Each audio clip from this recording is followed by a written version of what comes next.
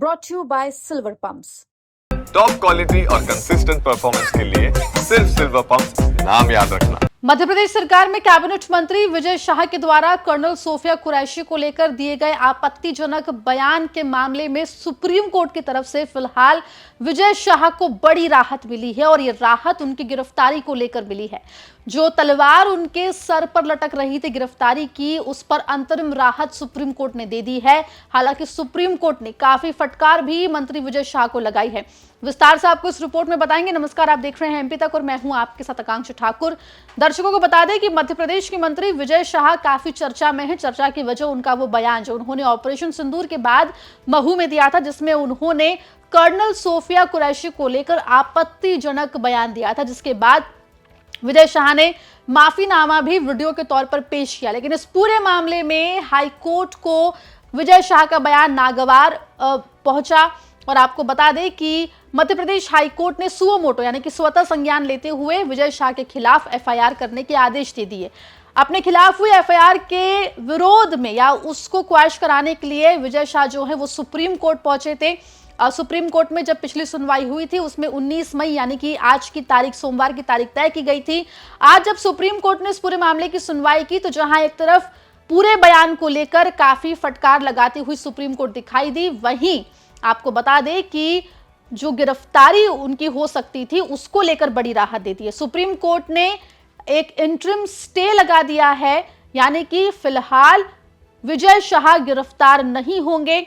इतना ही नहीं, supreme court ने इस पूरे मामले पर एसआईटी के गठन के निर्देश दिए हैं। 3 आईपीएस ऑफिसर्स की टीम की एसआईटी बनाई जाएगी, जिसमें एक महिला आईपीएस ऑफिसर भी मौजूद होंगी। इस एसआईटी टीम को अपनी जांच रिपोर्ट 28 मई को कोर्ट को पेश करनी है, जिसके बाद फिर आगे जो है इस मामले में फैसला होगा। कुल मिलाकर 28 मई को यह तय होगा कि क्या विजय शाह गिरफ्तार हो सकते हैं या नहीं हो सकते। लेकिन फिलहाल 28 मई तक विजय शाह को राहत यहां पर मिलती हुई दिखाई दे रही है। 28 मई तक के लिए स्टे उनके गिरफ्तारी के ऊपर लग चुका है।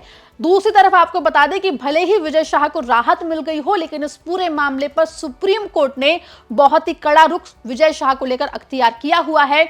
अपने इस पूरी सुनवाई के दरमियान आपको बता दें कि विजय शाह को कड़ी फटकार लगाते हुए सुप्रीम कोर्ट दिखाई दिया। सुप्रीम कोर्ट ने यह भी कहा कि इस पूरे मामले में आपका माफीनामा तब आया है जब आपके खिलाफ एफआईआर करने के आदेश दिए जाते हैं। इतना ही नहीं, सुप्रीम कोर्ट ने माफीनामे को लेकर भी सवाल जो है वो खड़े करते हुए सुप्रीम कोर्ट दिखाई दिया।